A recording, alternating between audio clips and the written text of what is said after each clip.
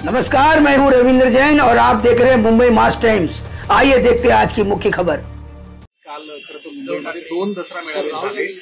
खरं तर शिवाजी पार्कच्या मेळाव्यातून उद्धव ठाकरेंनी पुन्हा एकदा तुमच्यावरती टीका केली आहे। पण मी उद्धव ठाकरे यांचे आभार मानेन की उद्धव ठाकरेजींनी माझे 1000 रुपये वाचवले। कारण मी आव्हान केलं होतं की उद्धव ठाकरे यांच्या भाषणामध्ये विकासाच्या संदर्भातला एक मुद्दा दाखवा आणि 1000 रुपये मिळवा।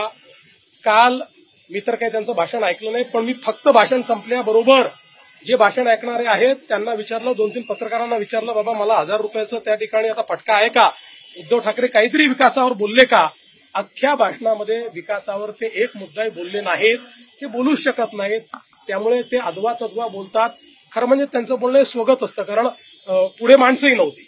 यावेळेस तर अशी परिस्थिती होती की पुढे माणसंही नव्हती, त्यामुळे त्यांचं स्वगत होतं। पण तरी देखील त्यांचे आभार मानतो की त्यांनी नेहमीच्या पद्धतीने लोकांच्या संदर्भात, विकासाच्या संदर्भात, लोककल्याण कसं करणार, राज्याला पुढे कसं नेणार, बीएमसीला पुढे कसं नेणार याबद्दल अवाक्षरही न काढता मी जे बोललो ते सत्य करून दाखवलं आणि माझे 1000 रुपये वाचवले, त्याबद्दल आभार।